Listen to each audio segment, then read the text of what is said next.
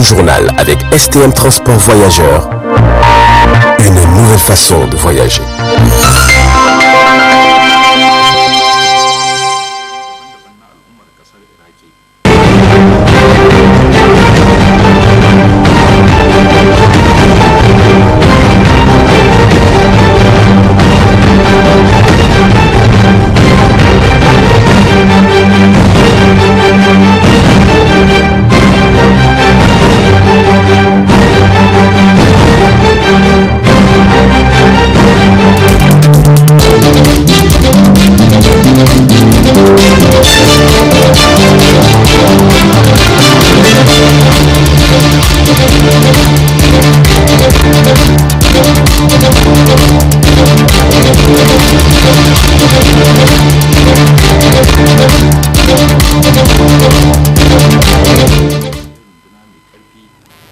Bienvenue à tous et merci d'être au rendez-vous de ce journal du soir sur la télévision Tambara.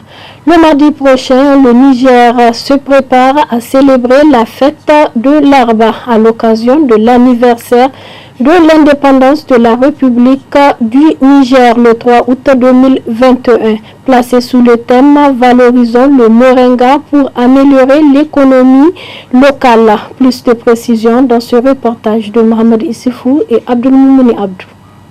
Célébrer le 3 août de chaque année depuis 1960, l'anniversaire de la fête de l'indépendance du Niger, revenu avec la fête de l'arbre au Niger, acquis par le régime du général Séni Kounché, ancien président de la République du Niger, avec les programmes de lutte contre la désertification et la valorisation de l'environnement à travers le reboisement de plusieurs milliers de variétés de plantes. Au niveau des jeunes volontaires pour l'environnement, nous sommes presque prêts en tout cas pour cette journée spéciale. Et la particularité de cette année, c'est que nous allons célébrer le 3 août au niveau du site de l'Université Africaine Développement, EDU, avec leurs étudiants, pour non seulement les apprendre l'importance de la plantation de l'arbre, mais également la question l'enjeu lié à l'entretien. Donc en plus de la plantation, nous allons discuter pour les sensibiliser, pour que ces sites soient en arboretum pour les années à venir, lorsque l'université sera installée au niveau de Gourou-Bandando. Dans le cadre des préparatifs de ce 3 août 2021, toutes les dispositions sont prises pour accueillir la journée du 3 août qui sera célébrée le mardi prochain. Du côté des jeunes volontaires pour l'environnement, rien n'a été laissé au hasard dans le cadre de la fête de l'arbre. Aujourd'hui, on comprend aisément que le moringa a plusieurs vertus. Donc aujourd'hui, vous avez différents types de produits à base de moringa, ce qui veut dire que le moringa contribue effectivement au développement de l'économie locale, surtout les femmes qui produisent ces moringas au sein des groupements, qui ont des petites parcelles. Et on voit très bien comment l'économie se développe, comment les produits à base de moringa sont consommés ici et un peu partout. Donc, parce que pour nous, c'est important aussi qu'on puisse faire la valorisation de nos espèces locales essentielles, parce que vous savez, ici il y a ce qu'on appelle les centres de semences forestières qui veillent à ce que les espèces locales nigériennes ne puissent pas disparaître. Donc chaque fois qu'il y ait des journées comme le 3 août, nous essayons de valoriser cela, et je pense que le moringa en fait partie. Bien sûr que c'est une espèce d'origine indienne et tout, mais je pense qu'aujourd'hui nous avons plusieurs types de moringa qui se développent au Niger, mais en plus de cela, les espèces essentielles que nous avons, qui ont des vertus thérapeutiques et autres, nous devons les valoriser pour que ces espèces-là ne puissent pas disparaître. Le thème du 3 août de l'année 2021 est « Valorisons le moringa pour améliorer l'économie locale », un thème proposé par les autorités de la 7e République en vue de mettre en valeur cette plante aussi bien nutritive que médicinale. L'agence de voyage pour le Hajj et la Umrah Hambali Voyage a reçu la visite du patron du Coro, institution chargée de l'organisation du Hajj et de la Umrah de notre pays. Une visite au terme de laquelle les hôtes se disent satisfaits de l'agence Hambali. Le reportage. Nommé à la tête du commissariat à l'organisation du Hajj et de la Umrah par le Conseil des ministres du 10 juin 2021, Kemaga Ibrahim Sini est déjà sur le pied de guerre. 48 jours après sa nomination, ce professeur d'enseignement secondaire a visité l'une des principales agences de convoyage de notre pays, Hambali Voyage. Le patron du Coho et ses collaborateurs sont reçus par le PDG, l'honorable Bachir Harouna Hambali. Ensemble, ils ont parcouru de fond en comble l'agence Hambali Voyage. Service technique, encadrement, comptabilité, service informatique, bref, tout a été visité, scruté. À la fin, le constat du Coho est sans appel. Hambali Voyage est l'une des meilleures de la place. On est vraiment satisfait. Par rapport à beaucoup d'agences qu'on avait visitées, Hambali Voyage fait partie vraiment des agences qui est mieux organisée dans l'organisation du Hajj. En mars 2021, Hambali Voyage avait organisé une Umrah pré-Ramadan dans des conditions saluées par les pèlerins. 2 mois plus tard, c'est la Umrah Ramadan que l'agence de l'honorable Bachir Hambali a organisée du 29 avril au 22 mai 2021. Les préparatifs de 2 autres Umrah avant la fin de cette année sont déjà à un stade avancé. Nous comptons organiser 2 Umrah en septembre et en décembre. Déjà, nous avons des inscriptions. Nous profitons donc pour inviter les futurs candidats à la Umrah à venir s'inscrire dès maintenant. En tout cas, tous ceux et celles ayant effectué les Umrah précédentes avec Hambali Voyage sont unanimes à reconnaître la qualité du service. Je félicite beaucoup l'agence Hambali qui nous a fait voyager dans d'excellents avions et qui nous a fait héberger également dans d'excellents hôtels. Ça s'est très bien passé. Alhamdulillah. Tellement ils se sont vraiment occupés de nous, on est vraiment très contents. Sincèrement, ils donnent beaucoup à manger vraiment. Et ce qu'ils donnent, ça dépasse, nous sommes deux dans la chambre, mais ce qu'ils donnent, ça dépasse au moins 4 personnes. Des fois, il y a des plats qu'on ne touche même pas. Vraiment, je suis très satisfaite, très honorée, parce que je suis dans un hôtel proche, dire même collé, à la mosquée de Médine. Loin de se laisser abattre par l'interdiction à la dernière minute du pèlerinage 2021, Hambali Voyage sort la tête de l'eau parmi la pléthore d'agences de Hajj et Umrah dont la plupart ne sait plus à quel sein se vouer tant la survie est menacée.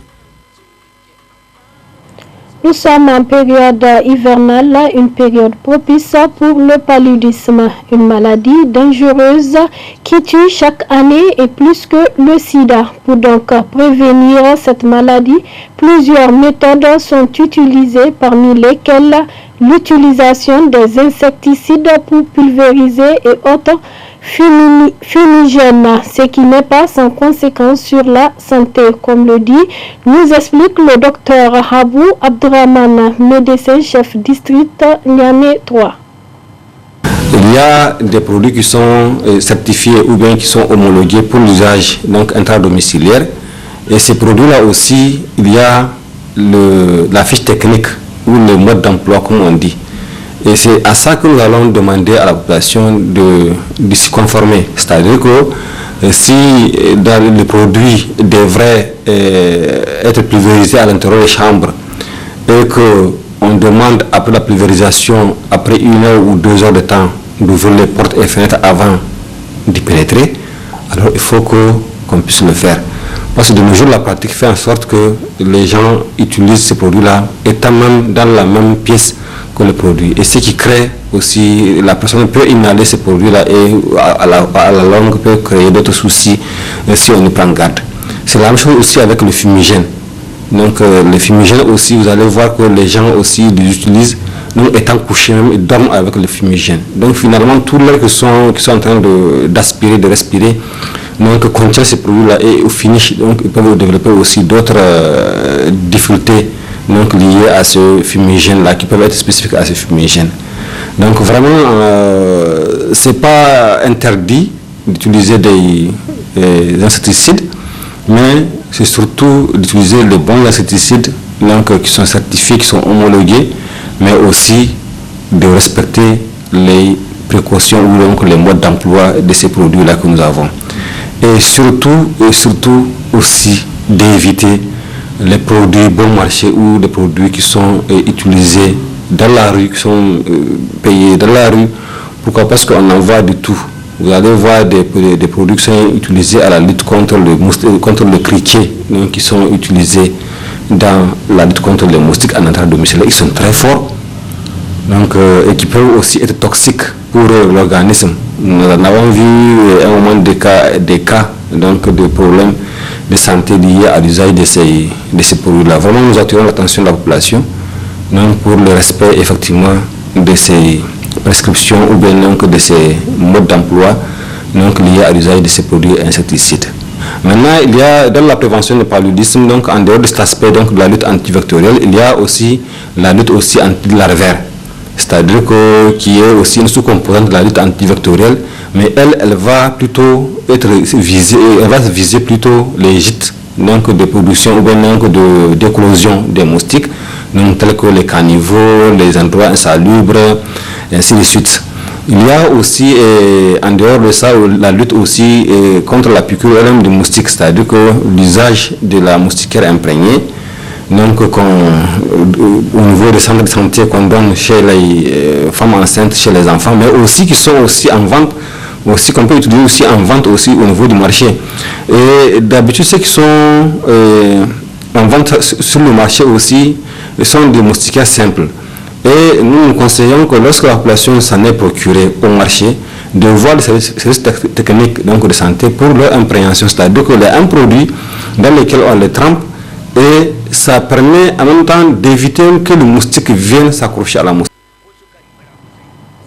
Le café citoyen est un cadre d'échange et de partage entre les citoyens et les jeunes volontaires pour l'environnement sur les questions de l'emploi et de l'entrepreneuriat au Niger. Suivons-les dans cet extrait. Bien sûr, en tant qu'entrepreneur, ça n'a pas du tout été facile pour nous. Jusqu'à présent encore, nous apprenons et nous continuons d'apprendre.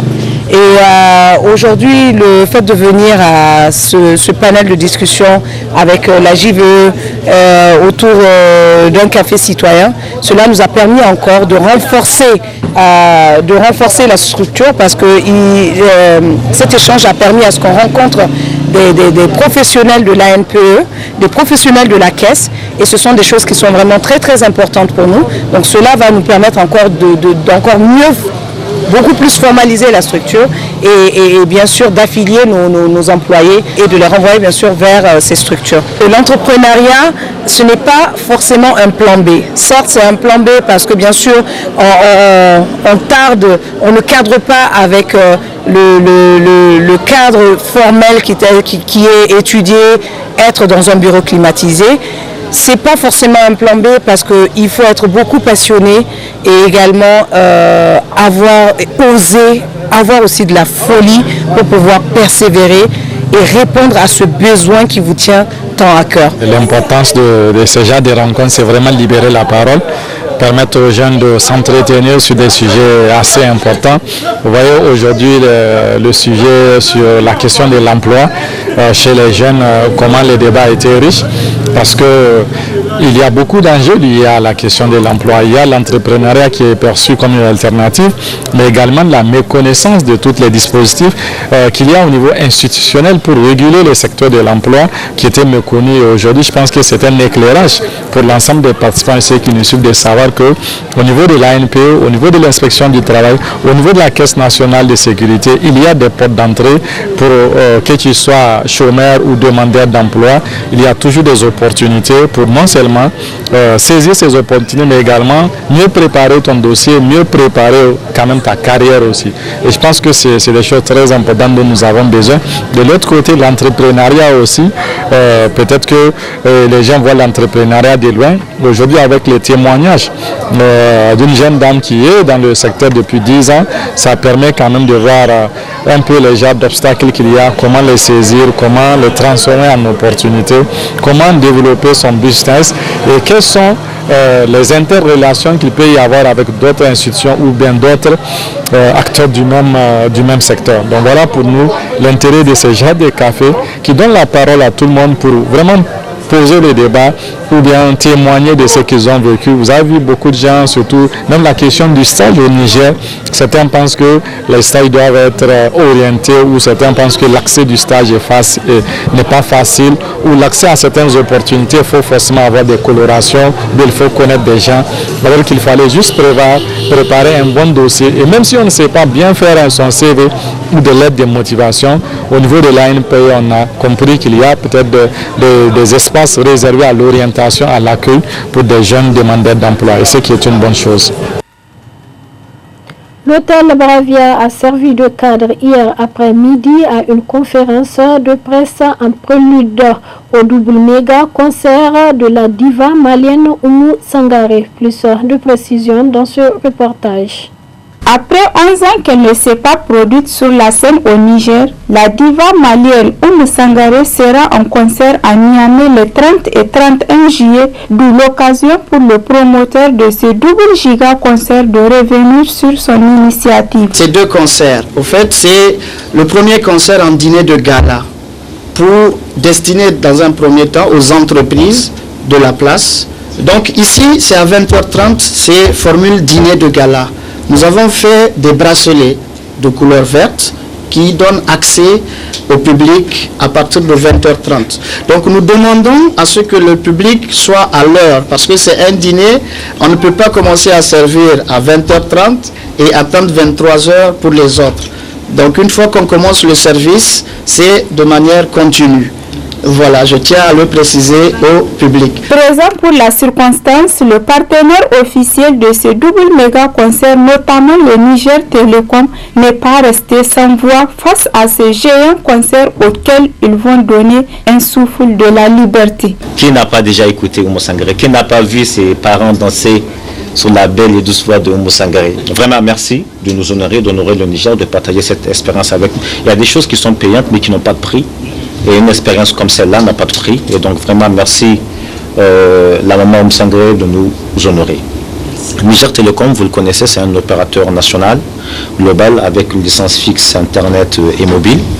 Et comme je le disais dans une de nos vidéos, depuis quelques années, on s'est érigé comme étant le partenaire stratégique des grands événements au Niger. On a été aux côtés de l'État dans les grands événements, notamment de la célébration de l'Union africaine. Nous sommes un des grands partenaires de Alfadi. Absolument. Voilà, nous sommes à côté de tout ce qui permet aux Nigériens de promouvoir leur talent. Parce qu'il faut aussi travailler et veiller à cela.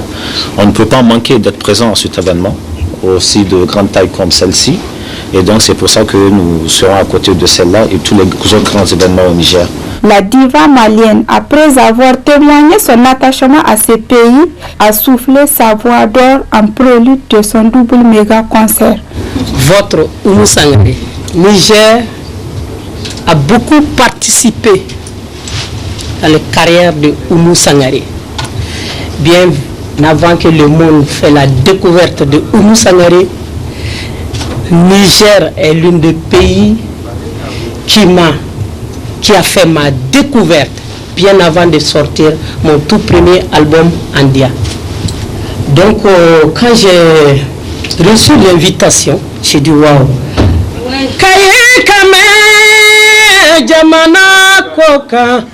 Nama sigine mekele jugudinye maliba konfede nama sigina dumule kabeji kasulwa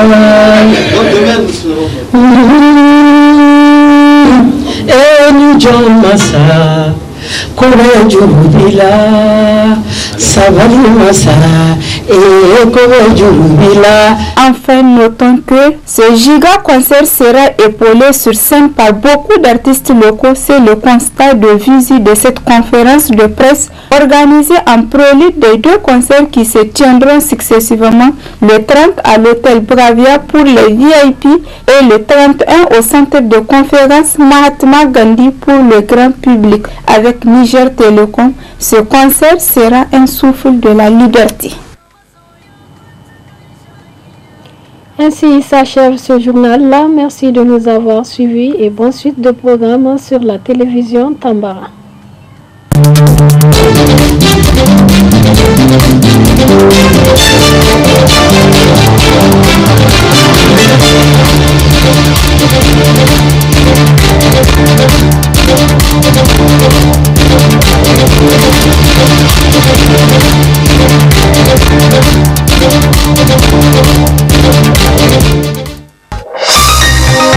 Ce journal vous a été présenté par STM Transport Voyageurs. Une nouvelle façon de voyager.